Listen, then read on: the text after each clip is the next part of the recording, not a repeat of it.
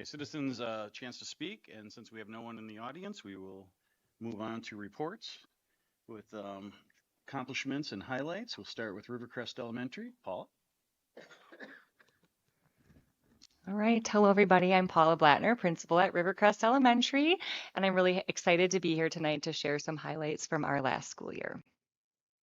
So we'll start with our students. What I wanted to capture here is just all the different ways that our students were engaged in their education in the last year, as well as some other little data points. So starting with in the end of our school year, our school counselor ran minute meetings with our students, and she was really proud to report that 98% of our students could report that they felt safe always or almost always safe while at school, as well as 99.7% of our students could name 2 trusted adults in our building that they felt cared for them. So we were proud of those numbers. We had 2 English learner students who met English proficiency on the Access exam to end the year and were dismissed from the program. The next few bullets just kind of share some of the numbers of some of the events that we had in the high participation. So we had 80 students that participated in our storybook theater performance of Hansel and Gretel. That was quite a few, and they did a great job, and we're excited about that. We had 33 students who participated in Battle of the Books. 116 students participated in keyboard karate, just trying to shore up those keyboarding skills. We brought back the science fair this year and had a lot of excitement and great participation around that. We hosted our first annual Rivercrest Got talent show, and we had 52 brave kids get up in front of our whole school and many visitors to showcase their talents. We had anywhere from singing to comedy to gymnastics. We had it all. And many came to me after and just said, can we do that again next year? So we certainly will be doing that again next year. Our reading committee each year has students go on a little reading journey where reading minutes equate to miles, and they travel somewhere in the world and kind of go on this journey. And this year, the goal was to travel from South Korea to Mount Everest. We did this in May, and while the weather was nice, we weren't sure exactly how much motivation our kids would have. They crushed the goal. The goal was to cover 7,000 miles, and they got 10,000. So we were proud of that. And then our students in grades 3 through 5 were in a new English language arts resource this year, CKLA, and they just really rose to the challenge of the rigor of this resource. One of my favorite things this year was just hopping into a classroom and listening to them talk about all the new knowledge that they had. And our teachers did a great job of building on these experiences by bringing in guest speakers and just celebrating that learning. So on the next slide, you can just see different pictures that showcase this. So our storybook theater performance is there, our science fair. In the bottom left corner, you see students, they had a tea party after a CKLA unit and got to throw their hats in the air. So very fun for our students. And then our team, one of our focuses was staff community this year, and our PBIS team hosts a monthly all-school meeting where all of our kids come in game show style. They like to have a lot of fun. One of their goals this year was to get a variety of different staff up on that stage, and they did a great job of pulling in different people. And the goal here is just so our kids can see us all having fun, laughing, being together. We had underground dress up days where the staff planned some dress up days, but the kids didn't know. So it was quite a hoot to watch them guess what we were up to. Had fun with that. We had 6 staff members get pied in the face as part of the Boosterthon fundraiser. And one of our big highlights this year was welcoming Maureen and Ember, our therapy dog team from the You're Not Alone organization. They were with us 2 hours every week, and they just fit right in. They did the dress up days with us, and kids and staff alike really enjoyed having them in the building, and we're lucky that they'd like to join us again next year. And then professionalism, our staff continued on with their letters training, building their science of reading knowledge. And then we had a lot of partnerships with UW River Falls this year. Our FIED teachers collaborated to do a 5th grade field trip that focused on teamwork and collaboration. It was a rock climbing field trip. It was a great way for our 5th graders to end the year. And many staff had pre-service teachers from UW River Falls come in just to build up that next generation of educators. So here you can see in the middle, that was Socks with Sandals Day. We had a lot of participation on that one. On the right-hand side, that's 2 of our all-school meetings, Candyland and the Masked Singer. Marina and Ember are there on the left. And then lastly, our school community. On this slide, I just wanted to show different ways that we are participating as a big school community as well as with our Hudson community. So our PTO sponsored many family activities for us this year. We had Alicia Miller in doing environmental education. All of our classrooms participated in projects for the Celebration of Nations event. We had a parent author who came in and shared his book with us, as well as the book writing process. We hosted the Hot Air Affair in February, had Okello Sam and his troupe from Tanzania perform for us.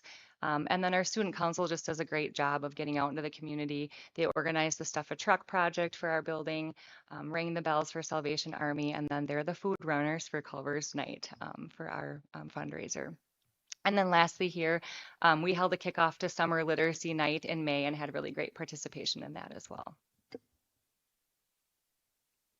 You can go to the next one.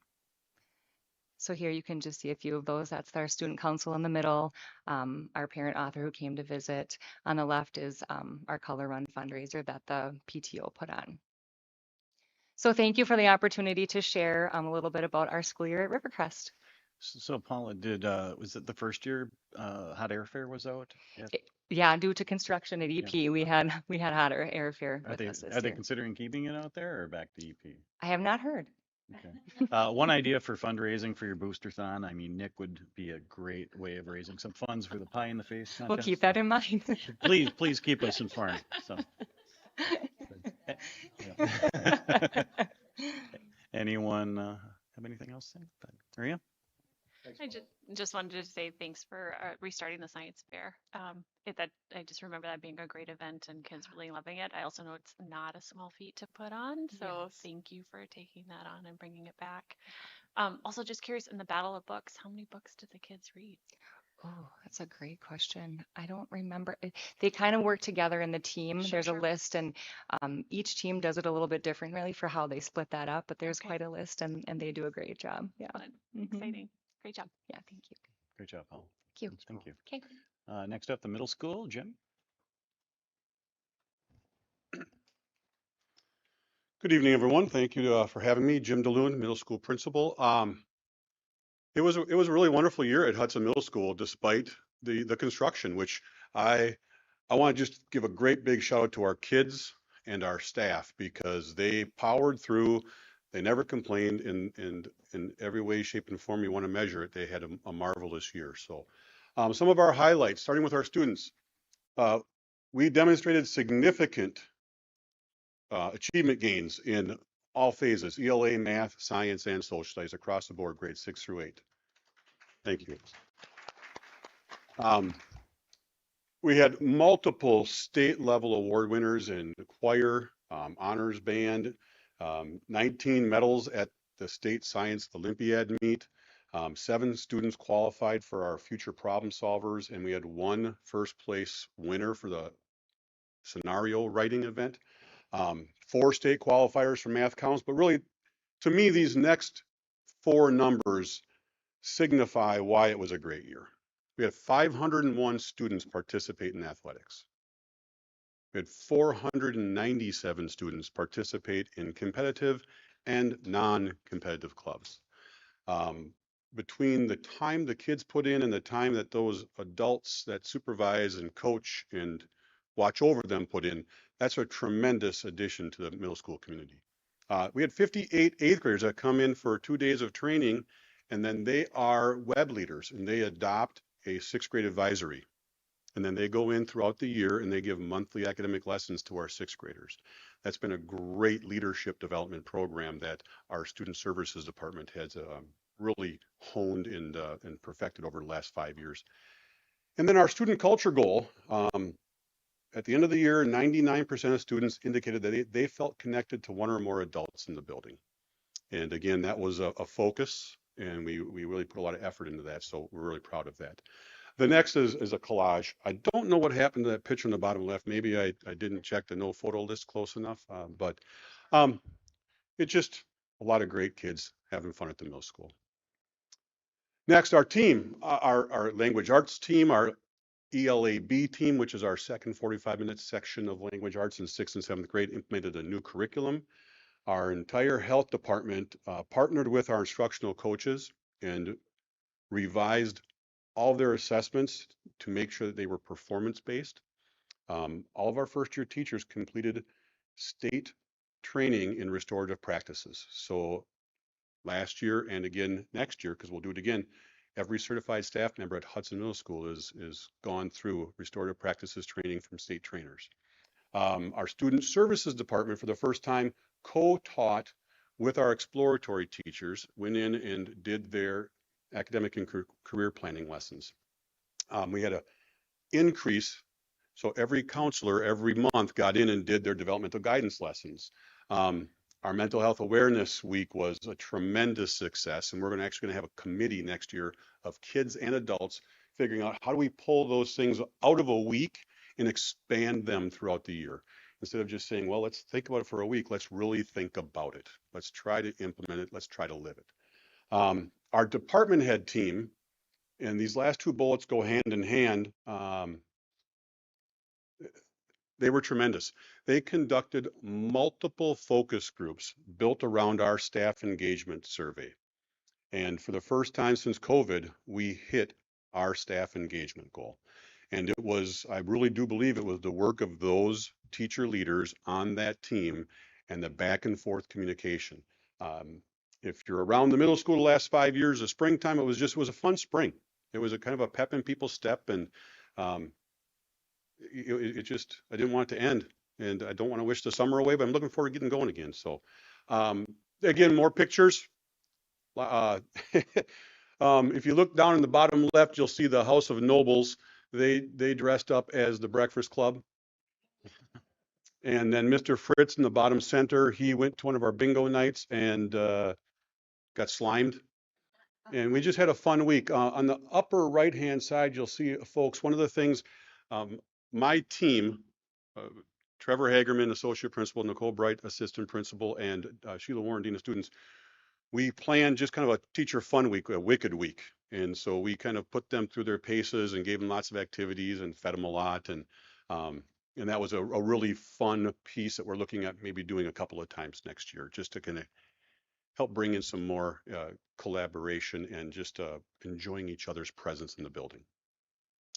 And finally, our school community. Next year, we're going to have our own chapter of the National Junior Honor Society at Hudson Middle School. We received a $10,000 grant from Festival Foods for our athletics and activities program. Our 8th grade kids did a field of flags for Veterans Day, and there's a picture on the next slide. You'll see it was really poignant. We had our 2 family bingo nights. We had our first ever Hudson Middle School academic parent open house. And we're going to expand on that this year. We want to bring parents in and really walk them through. If you want to know how your children are doing, not only in language arts, but how you can utilize the tools and resources we have to support your kids, we're going to show you, because it's a little bit different for 6, a little bit different for 7, a little bit different for 8. We will want to individualize that per grade level as much as possible. We had our 6th grade winter carnival from our web leaders. We had over 50 parents volunteer for BizTown and the zoo. First ever Hudson Middle School musical. It was awesome. I don't know, anyone get a chance to go see Shrek Jr.? It was a hit. It was a hit. Mark your calendar. We're going to do something again this year. And then Emily Sorensen, our GT teacher, and Jen Heyer, our media specialist, collaborated to reinstitute Battle of the Books within 6th grade. We're going to expand that to 7 and 8 over the next couple of years. And then Hudson Middle School made all 3 of our building goals. With the support of Central and all the construction, I'm really proud of the year that our folks had and the professionalism I saw every day with our teachers. So it was a great year. Megan? Mr. President, thank you. It's so great to hear about kids in middle school having a great year, and the academics, the improvements on the test scores. I know kids worked really hard, staff, administrators. The fact that 99% of students feel connected to an adult in the building, similar with Rivercrest. All of this is so fantastic to see the fun and the academics and the emotional support and growth that kids are feeling at school. So thank you. Yeah. Well, again, I'm very lucky to work with a tremendous staff. They are uber talented and they care about kids a lot. Great. Oh, Aaron, excuse me. Thank you. Um, I love what you're doing with the eighth graders with that web work and bringing the older kids to help the younger kids. I think it's so valuable. It's awesome. And the mental health extension involving the kids and the adults, super cool. Everything you guys are doing sounds incredible. It makes people want to go there. I love that. I love hearing that the scores are getting better. And for Rivercrest, it was awesome to hear about the community really coming together in that school and really expanding out. And that it's awesome. Thank you. Thank you. Great report, John. Thank you. Next, Dolph with EP Rock. Hi again, I'm Del Schmidt, principal at EP Rock Elementary. I just want to talk a little bit about our presentation tonight. So the EP Rock staff really helps create what we're going to talk about, and we go off of our strategic plan. So we look at our students, our staff, and the community. And this year we've done it just a little differently. After we've kind of made our list, we kind of looked at themes. And so mine is kind of broken down in themes this year. First, we just started with kind of our academic growth and curriculum. As Rivercrest talked about, this is our first year of the core knowledge language arts curriculum for our third through fifth. Teaching and learning really helped us come up with a really good plan across our elementary schools. We dove in third through fifth. We implemented completely. We adjusted what was going to be our leadership day to be our staff development day over the summer to get our teachers ready. And that just led to students being excited. So one of the things that we heard a lot about was students going home and talking to their parents about what they're learning through the CKLA. So there's a lot of different interdisciplinary subjects that they're learning about and they got excited about and they're sharing it with their families. Kindergarten through second, we continued on with our students for one more year, the phonics program that's also steeply embedded with the science of reading, which is from phonics to reading, and saw good results with our decoding and spelling with those students. And so again, it was great to see how excited they were about the CKLA, knowing that we're going to implement it K through 5 next year. One other big theme that came up with our staff was just the leadership and the kind of the involvement things that our students are able to do. So as far as a leadership lens, we have peer helpers and book buddies, and both of those activities allow our bigger students to help our younger students in the building. And then just some overall leadership pieces. We have student council that give feedback on things they'd like to see changed in the building, library aides that help stock and restock our books in the library, safety patrol, getting kids to and from school safely.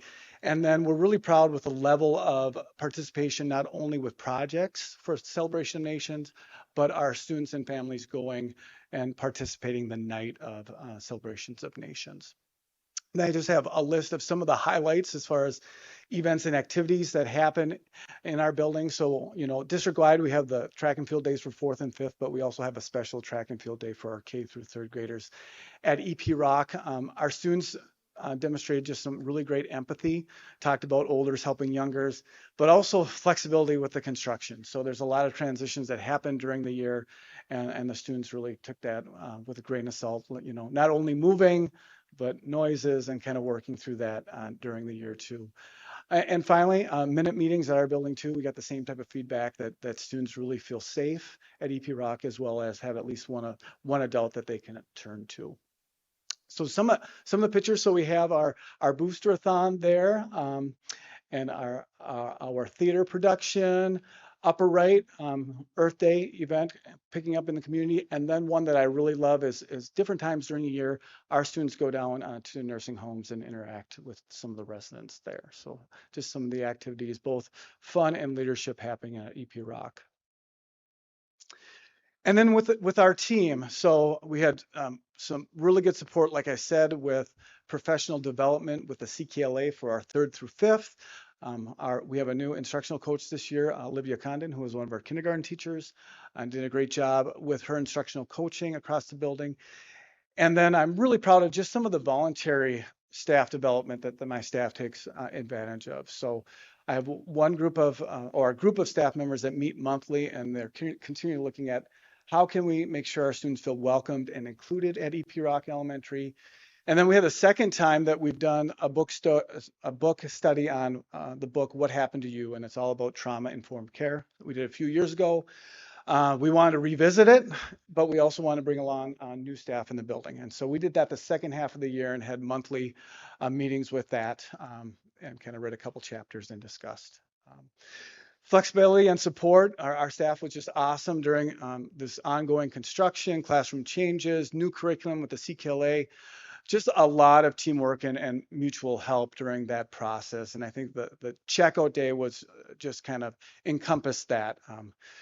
We had about 2/3 of the building to pack up, classrooms, move into the gym, and we had it all done by 1 p.m. with certified staff and support staff that was helping with that. And the staff in the building just does a great job of creating an environment that the morale is good by just doing different things throughout the year that I'm mentioning there. And finally, my staff really wanted to make sure that we highlighted some of the support roles that just do an excellent job in our building. Our custodians, our specialists, our admin assistants, our regular ed and special ed paraprofessionals. Without us, our building just wouldn't run the way it does for our students and our families. And then just some of the things that were going on. So we had staff that were willing for Booster-thon to get painted. Last day picture right before or right after we waved goodbye to the kids. Our parent group doing things for us to bring us together. And then the far right or bottom right is actually the staff that participated, our building staff and also some district staff in our literacy night that was for the kind of our family engagement night that was new this past fall. And I'll talk about it when we get to kind of the community. So when looking at our school community, it really kind of fell into 3 areas: the engagement, mentorship that happens in our building, and also fundraising support. So we have strong participation and we really partner with the parent group. So some of these are our building things and some of our parent groups, or our district things too. Our Celebration of Nations, really high turnout with our families from EP Rock. Culver's Night, Glow Dance, Family Picnic, those are all parent group things. But our family engagement night was wonderful. So we gave parents more information about the science of reading, supports as far as what they can be doing with social and emotionally for their children at home. And then we talked through at each grade level, we had breakout sessions so they could learn more about everyday math and our reading curriculum that we were using last year, rolling out CKLA at 3rd through 5th. That was new, covering some of the phonics to reading, from phonics to reading with our K through 2nd grade students too. So we fed families and then we had breakout sessions after having kind of some whole group information to start with. We've had our mentoring program in place for almost 30 years now, and we were able to build it the last 4 from 30 mentors up to 53 mentors coming in weekly in the building. That's building staff, that's district staff, that's community people coming in to support children. So just something that we continually want to recognize. Also going in to nursing homes to kind of support there was a really notable thing that my staff wanted to know about. And finally, we have great fundraising support from our parent group, but also community donations. So every winter, we collect gift cards to be able to give to our families that kind of need that to be able to support their children over the holidays. And one cool thing is the Wintergreen residents also yearly give us a check too that we use that way. So not only are we going down and connecting with the apartments and senior apartments and nursing homes, they're giving back to our school too, which is kind of a wonderful relationship to have. So those are some of the things that my staff wanted to roll out and let you know about. There's a couple pictures of our mentors. Bottom left is one of the parent group events. Upper right was our family engagement night. And then it was our 1st grade, bottom right, books and breakfasts to give parents some more information about phonics and literacy at the 1st grade level. Molly? Thank you, Bob.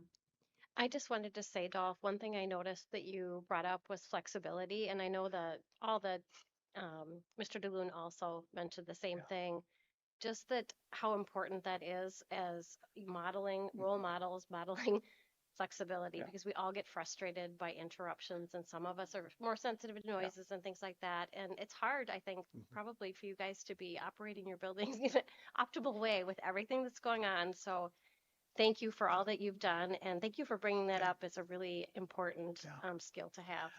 I just want to say too, one group that I didn't talk about, but during construction, our site manager that we worked with, Jamie, did a really good job of knowing it's a school, right, and working with us to make it the best environment it can be while going through construction. So I just want to also acknowledge, kind of the work. They got to get their work done, but they also know it's a school, and we are teaching during this time and trying to still make it the best environment we can while construction is happening.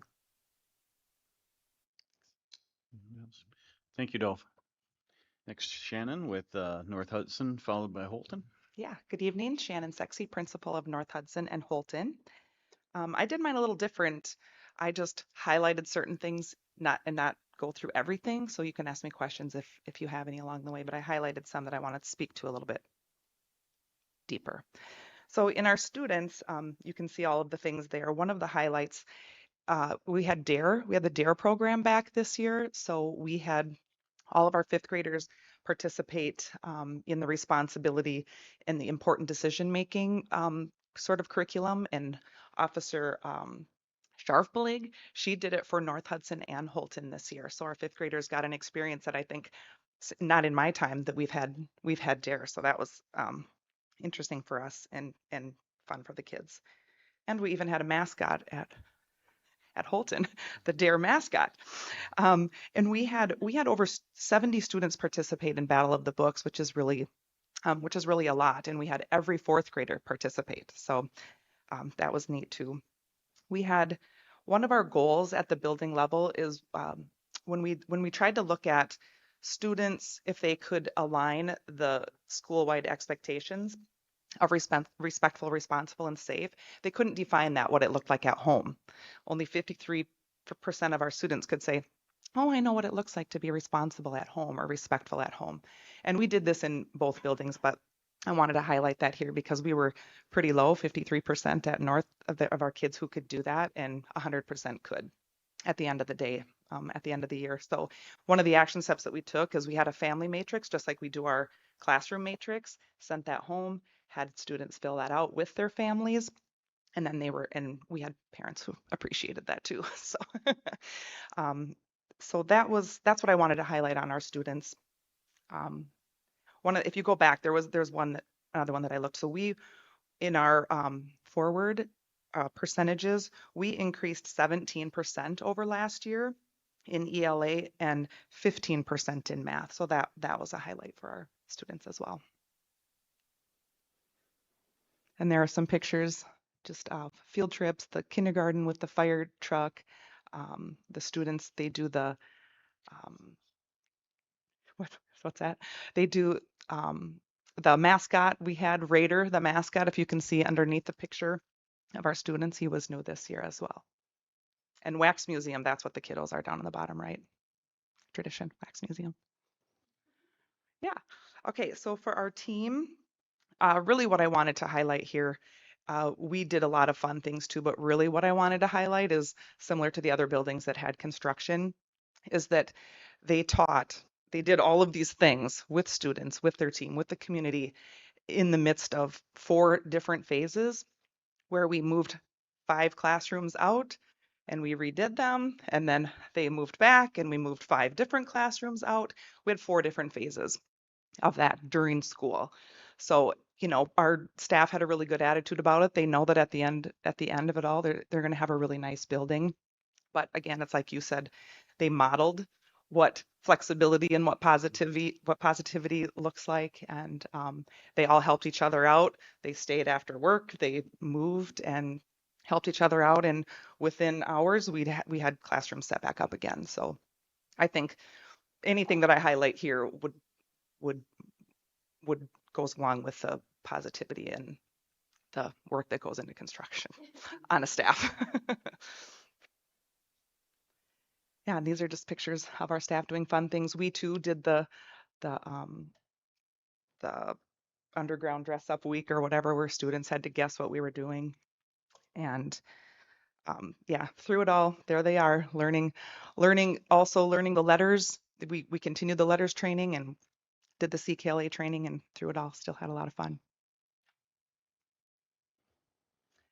All right, under our school community, I just wanted to highlight the inclusion week. So we had a week that students and staff really kind of honed in on activities and um, signing off on inclusion and neurodiversity. So that was really important for our school. And then I do want to highlight our PTO. We did a fun run. It was very successful, but my PTO at North is used to having a lot of things inside the school. We weren't able to do, some of our movie nights or science nights, the STEAM nights, because of construction. They did a lot of very creative things, I would say, and having outside things this year. So we've never had a family day at Whiteberry Farm, and we did that, and that was successful. We've never had a family bowling day or night on the weekend, and that was very successful. And then they had gatherings where the kids could come on the playground and have ice cream truck and whatever. So I think that they were very creative with construction as well. And then the the students, if you back it up, yeah, just the students persevering through construction.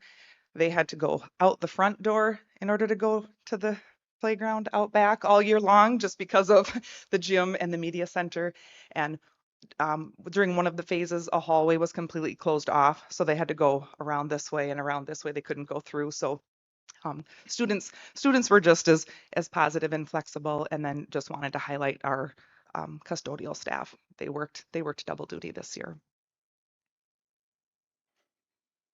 Yeah, and these are just pictures of kids having fun. That was our fun run again. The one on the bottom left is students signing off on their pledges for Inclusion Week. Yeah. Oh, and our groundbreaking down at the bottom. You can see kids with helmets on, with their hard hats. Okay. I just want to highlight the garden club. I remember the woman who ran that came in here one day and went through everything. That was for Holton. Oh, Holton. Yep. I'm sorry. Yep, that's okay. That's coming next. Yeah, I'm gonna just say it Yeah. for both. The Mhm. garden club is amazing, and Dare.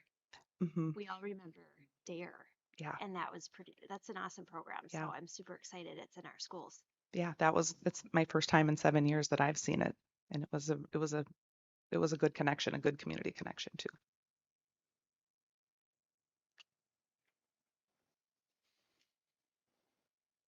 Next up, Holton. And I did the same thing for this one. I just picked a few to highlight uh, in our students. So a lot of the themes that you'll see throughout here, we did a big focus on reading, just kind of keeping the interest of reading at school and at home, and kind of getting kids, more excited than they already are about reading. So one thing that was new was Reader of the Month. Teachers picked students who kind of demonstrated that interest, that love, that kind of over and above with reading, be it at home or be at school. And one thing that we're proud of, we started this last year at Holton, the learning service projects that benefit the community. So I just wanted to highlight that, because we did that again this year. And some of the examples were Meals on Wheels bags. Like the second graders decorated all the bags, and then Meals on Wheels took them and they had like cute little messages and stickers. That was a really fun day. And they were really excited about that. That one was new. And then the Bridging Blanket Drive, Valentine's for Veterans, and Feed My Starving Children. Those were other ones, and holiday cards for senior citizens. Again, along with the reading, we did a one book, one school. So we had uh, Kenny and the Dragon was the book that every student at Holton got. And we had parents that signed up and teachers that signed up to read chapters. So the whole school got to see that same parent reading a chapter, or that staff member reading a chapter, until we got through with the book, and we had activities, and that was really fun. The author gave us a message at an all school meeting, a fun message just to the kids. So that was another highlight for reading. And then you can see that we were pleased with our forward exam scores as well, getting almost 80 and then 83 in math.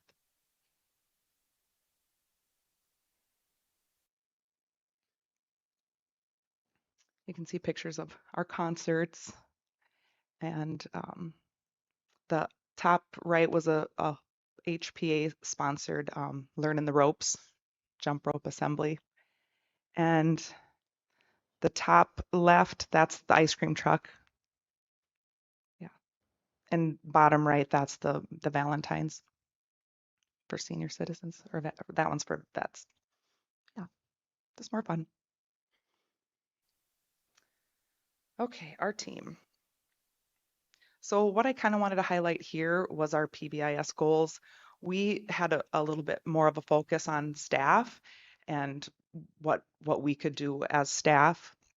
And we had one of our goals was that staff, they were going to reinforce positive reinforcement by giving tickets at a 5-to-1 ratio, and that goal was met. And we also, our percentage was kind of low on all staff being able to name our respectful, responsible, and safe expectations. And so we just made sure that we included everybody that may not be in our staff meetings all the time, our support staff and lunch staff and everybody. And we had all of our staff that could name those expectations at the end of the year.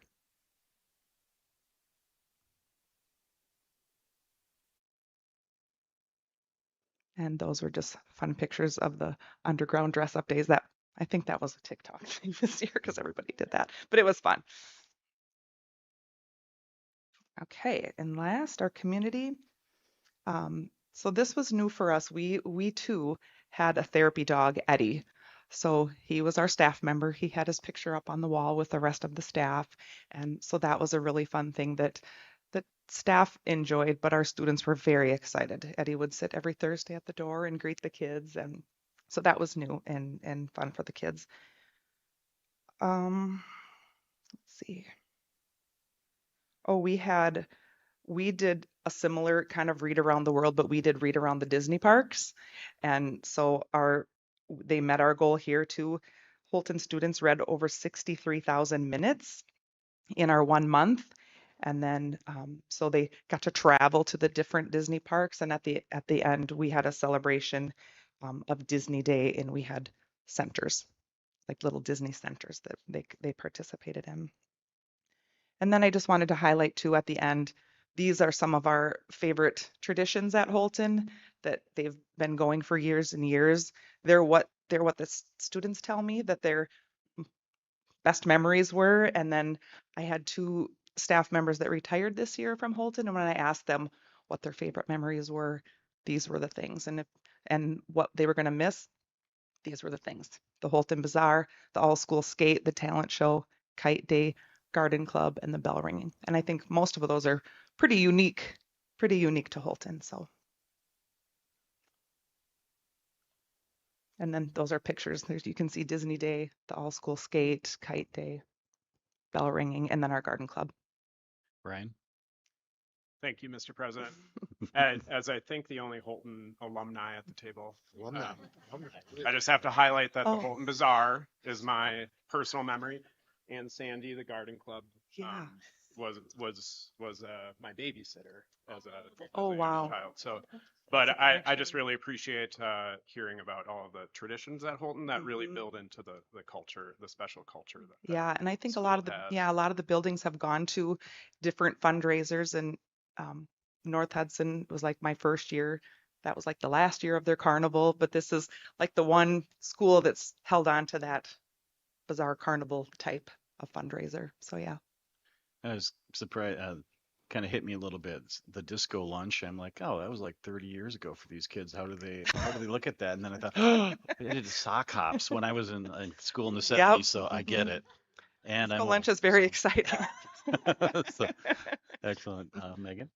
I love the Holton Bazaar. I was really glad though, as a parent whose child has won a cake on the cakewalk, to see the move to the cupcakes this year. I was like, yes, thank goodness, because it was really something when we got that whole cake. Cake. Cupcakes it is. Maria. Mr. President, thank you. I just wanted to congratulate you on the achievement for both North Hudson and Holton, and the academic achievements. Those are tremendous. Thank you. The gains you saw at North Hudson. So kudos to you and your team. And through, that's what I said, through construction and all. So again, I have very dedicated staff and hardworking students that want to work. They want to work hard for their teachers too. So I love it. And then what strikes me listening to all of you all today and thinking about the presentations from our last meeting is the work that you guys do with your teams to create strong school communities. And just thank you for all of that. And thank you to the staff. That's not insignificant work. It takes a lot of dedication and time, both during your school day and outside of, to create those communities and to realize the achievements that you have both in connectedness, but also translating that to academic achievement. So you guys should feel very proud of Thank the you. work that you do. Thank you. Thank you, Shannon. Great reports all around, guys. Excellent. Oh, from Don't forget yeah. here. Well, Yes. well, There's did you? HR. I'm sure you had a disco lunch in there somewhere, We right? did not, but yes. We have tomorrow is disco lunch. Surprise for everybody. No, we had a lot of fun stuff, and I started. The first slide is just my team that I wanted to celebrate too. Holly, we have two Hollies, Holly T, Holly Q, Lori, and then Sarah. I made them take a picture because I'm like, I just wanted to pause and celebrate them because they are incredibly hardworking, and we couldn't do all these big events and the initiatives, yes, that we do without their teamwork and their willingness to jump in and say, sure, we'll try that. And they do quite successfully. So super appreciative of them. So going into the next slide, then I kind of combine the pictures with some of the statistics and initiatives that we've been working on.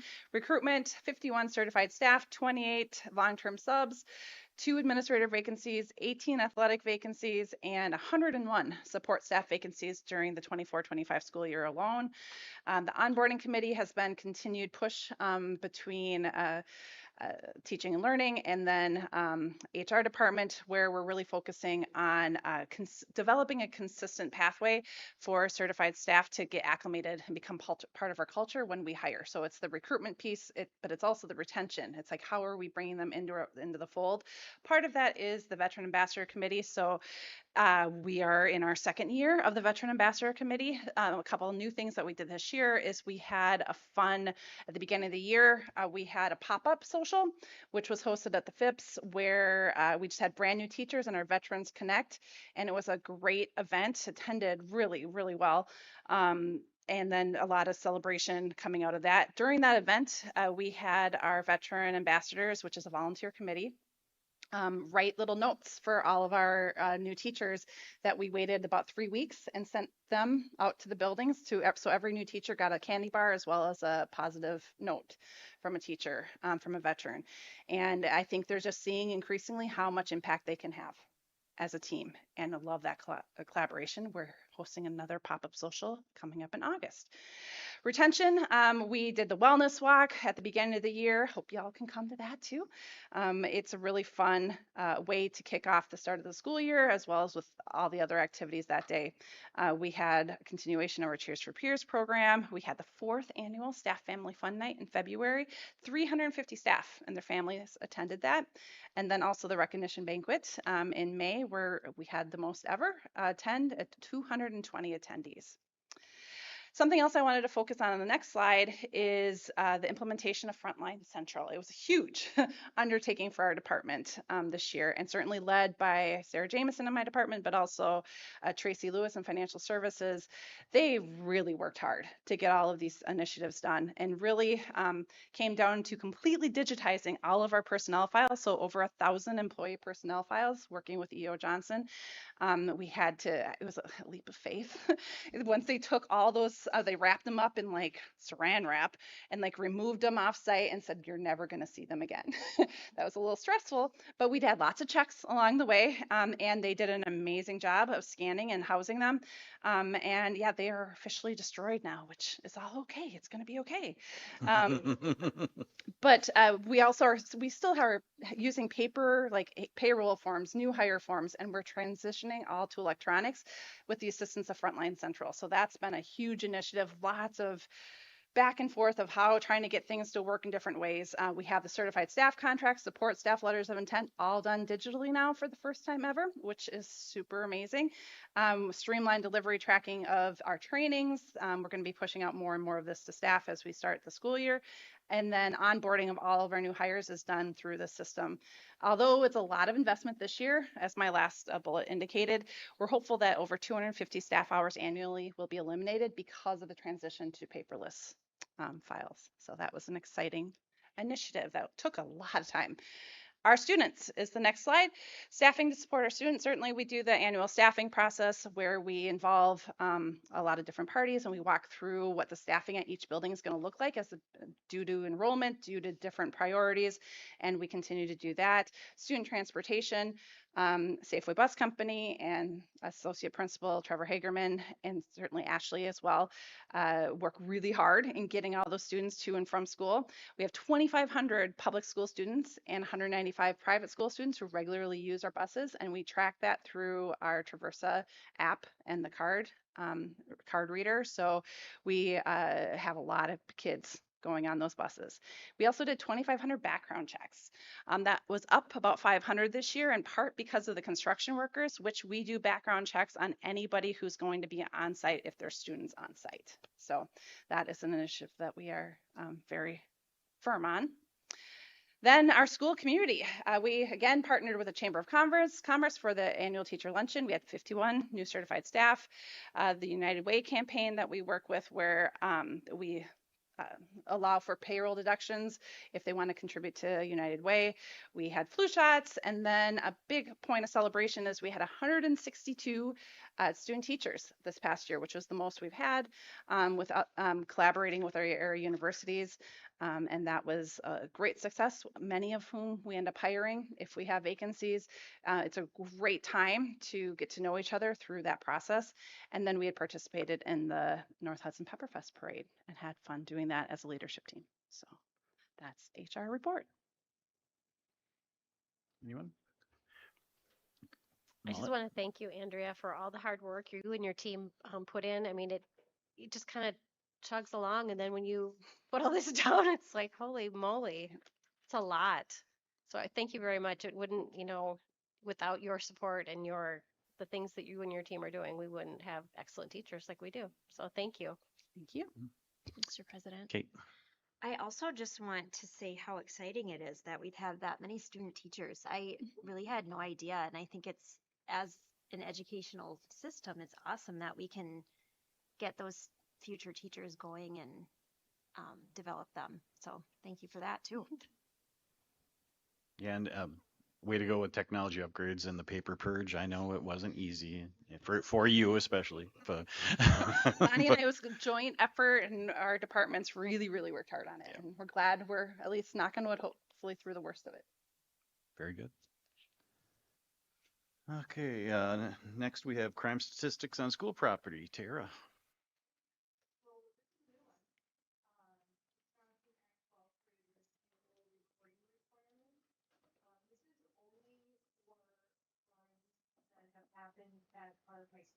Check your mic. I'll start over. Wisconsin Act 12 created this new annual reporting requirement. It's for crimes that have happened on high school property only. This could be during the school day, any school-sponsored events, transportation. This isn't necessarily just students. It could be a community member issue happening in our buildings. So we've had to work with law enforcement, the county, the DA's office to see anything where citations have been issued or charges have been filed. You can see the crimes that have to be reported, which are listed below. So I created the chart, so then now every year I'll just add to this chart similar to what you see our annual seclusion restraint looking like. But we had 18 total crimes where citations were issued or charges filed. 3 in the burglary, robbery, or theft. All 3 were theft. We had use of possession of alcohol, controlled substance, 12, and then we had 3 anything municipal relating to disorderly conducts.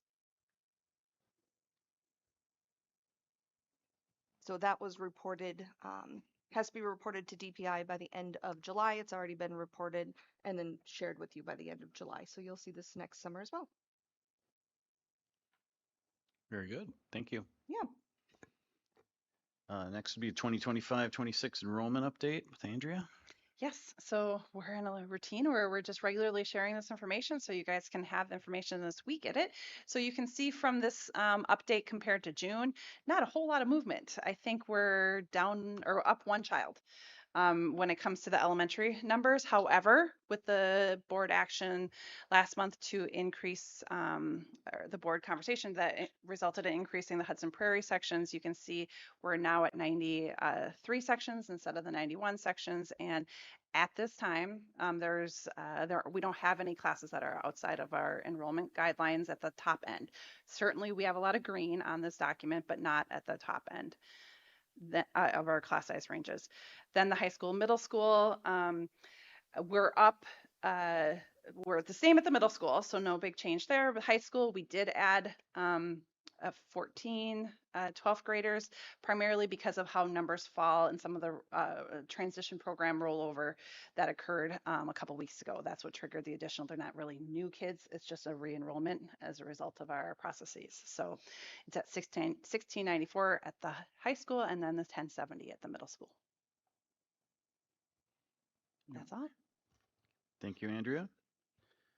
That closes out reports. Moving to topics of discussion and possible action. And moving to consent items, if I could have a motion using the language on the board.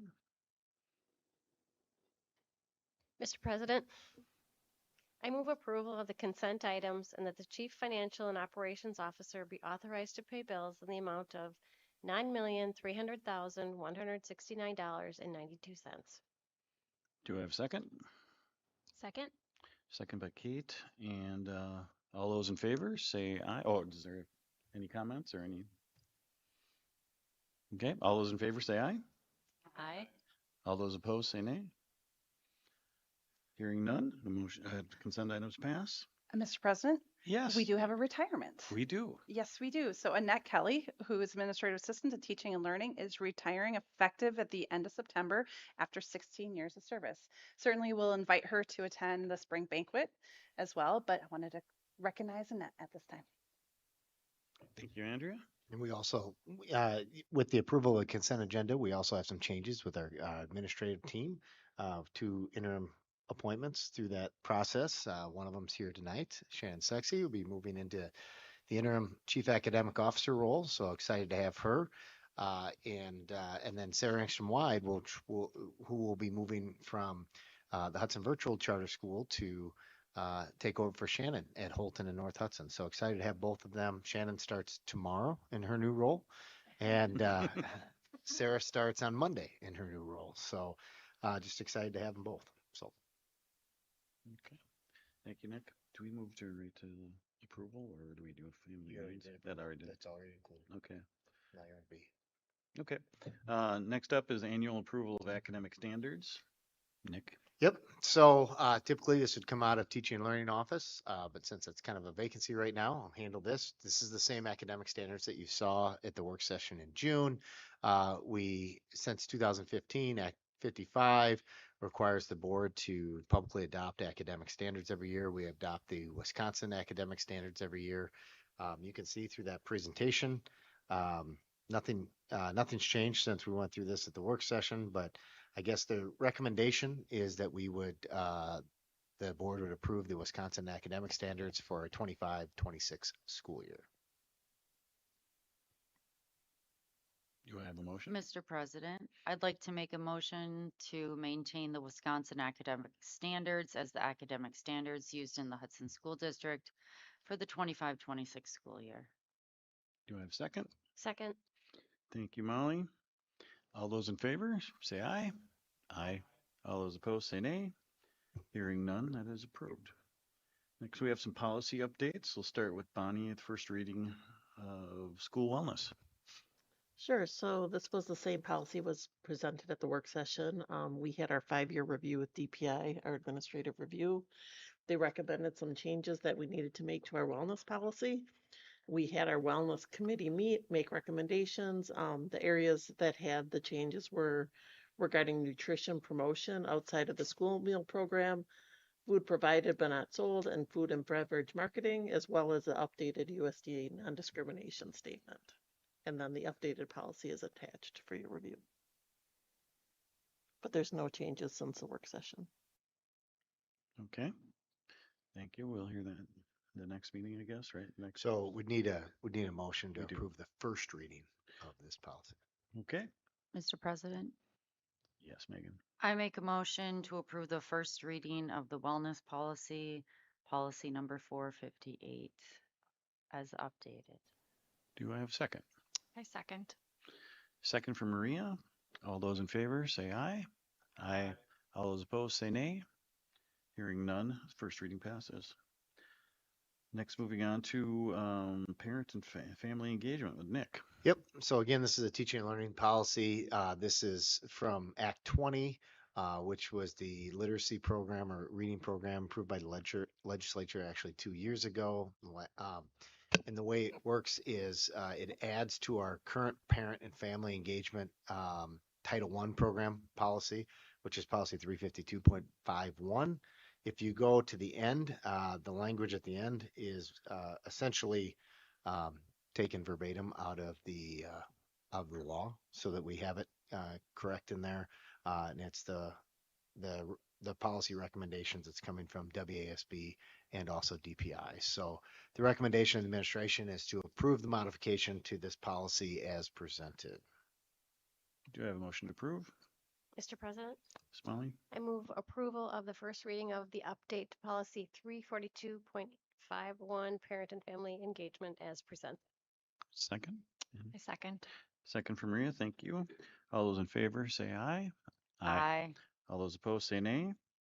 Hearing none, it passes. Next, moving on to continued discussion of girls wrestling with Tara, and Aaron is not here tonight, so. Nope, he's not here. So same information that you heard last meeting, the request coming in for the head coach for girls wrestling and assistant coach. So the recommendation from the administration is to move forward with girls wrestling. We're kind of put in a tough spot with the WIA. We don't have much of a choice, as we talked about during the work session. You know, the cost associated with this program is not real big, and we did talk about the difference with assistant coach or not add the assistant coach. We have a double benefit with the assistant coach position. One, it allows us to always have two adults in that's kind of our best practice when we're working with kids. The other thing is it allows us to then take two vans to away meets and things like that instead of needing to rent buses for those things. So it kind of pays for itself that way. So same recommendation for the administration is to approve the girls wrestling as a separate standalone sport because, well, we don't have much choice. That's kind of what the WIA is making us do. So, Mr. President? Yes. I just wanted to share a little of the discussion at the work session about how girls wrestling is kind of really starting to take off in Wisconsin.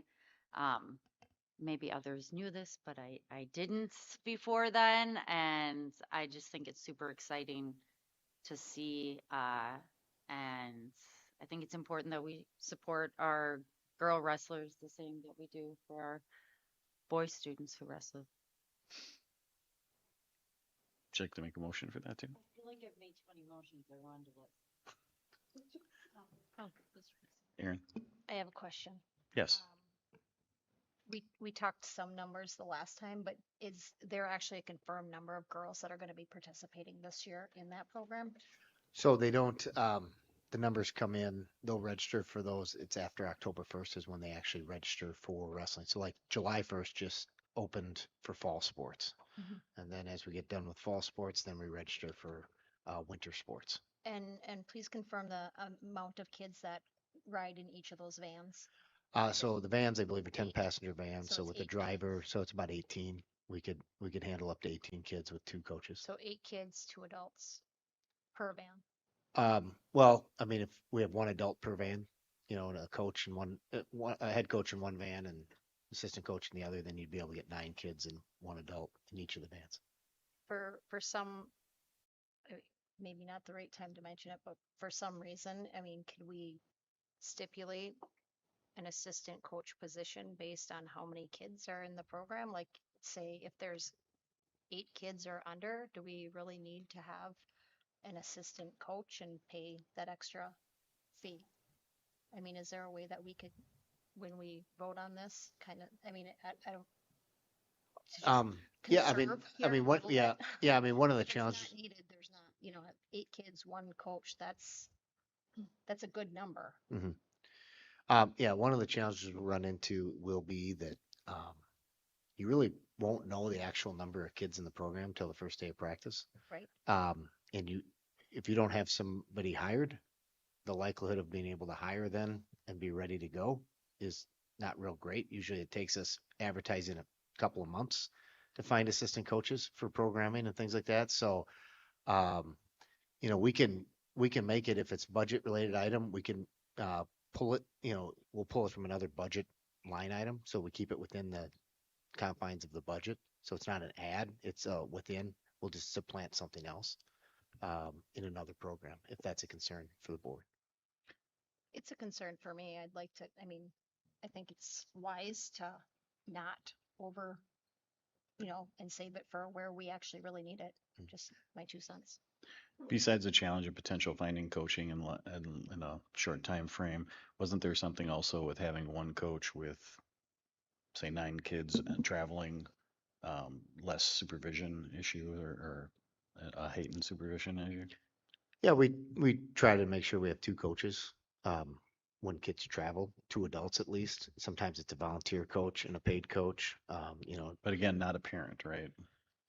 not unless it's a volunteer coach. And, we do have some parent volunteer coaches, but we try not to have it be a practice because then you start to run into some of the problems that some of the youth sports run into, with parent coaches. And so, but yeah, I mean, there's more pros to just driving vans. I mean, it's just having two sets of eyes on everything, whether it be practices, whether it be meets, and everything else. Um, so it's kind of an ancillary benefit for them to be able to drive a second vehicle. It's not like a a driving decision maker. All of our other sports have at least a head and an assistant, according to Aaron. Whether Mr. it be tennis or golf or whatever. Yep. I also remember Aaron saying that for wrestling, they have to have an adult in their corner and that it was already happening this past year that um, parents were having to stand in as the coach in the corner for some girl wrestlers, but that was not happening for boy wrestlers. If you have two students wrestling at the same time. Yep. So Yeah, and that's an issue. If you have more than one mat going at a time, you have to have a coach on each mat for those wrestlers. You can't not have a coach on the mat. Brian. My feeling is I'd like to advocate for making sure we stand up this program right with the coach and an assistant coach and also trust the administration to report back if participation in the program isn't at the levels we're expecting right now. I don't know that we need to go down the road of saying we should or should not have an assistant coach right now. I'd like to, if we're doing the program, let's do the program. I would kind of agree to trust administration if we see it's underutilized or whatever, make adjustments, in the future. But any other questions or comments? I would accept. What's that? Oh, Maria, I'm sorry. just going to make a motion. Oh, go ahead. Mr. President, I make a motion to pass Cheesecake. girls wrestling, the proposed budget for the girls wrestling program. Second, Megan. second. All those in favor say aye. Aye. All those opposed say nay. The ayes have it. So moving forward. Let's see. Where are we now? Oh, update on the school planning information. Yes. So coming up at the work session, we're going to actually be going through detailed planning information, but wanted to give kind of an update. So back in I believe it was starting in the May meeting or even, it was the May meeting, the board had kind of gone through and done some brainstorming about different pieces of information that you'd like us to kind of gather and pull together so that you guys could make some decisions about long-term planning related to our facilities and schools and things along those lines. And so we did have requests by a board member just say, hey, can you give us an update on where you're at with that? And so it's kind of it's a stay tuned kind of thing, because coming up in the work session, we're actually going to be sharing that data. It's not all of the data you've requested, but we're probably about 70% of what everybody's asked for at this point. We have a few more points that we want to work through, but coming up at the work session, we also want to make sure we'll go through what the different data points are, and also make sure if there's other things or other clarifying pieces of information people still want, that we can work through. We can try to get those different components. But it is on the forefront of the conversation. One of the things that you will see as a document that'll be coming up in the work session, Tracy put together all of the different ways we've communicated about the potential need for some reduction in the number of school facilities we have, facility needs, and budget related needs over the last 5 years. We broke it down by board member, or by board information, by community information, by staff information, and by family or parent information. And so that's a great document, because not only does it talk about all of the different things we've communicated, it has links to a lot of the different documents over the last 5 years as we've had a lot of these discussions. And so if at any point you get to one of those links and it for some reason won't open, or you need to request permission, just let us know and we'll get that up and running. But that is available for the community to look at as well, starting at the work session. Okay, any questions? That brings us to the end of our meeting agenda. So I'd accept a motion to adjourn. Aaron with the motion, second. Second. Second from Megan. All those in favor say aye. Aye. All those opposed say nay. Hearing none, we are adjourned. You want to take a 5-minute recess? We can take it 5. All right. 10 is fine.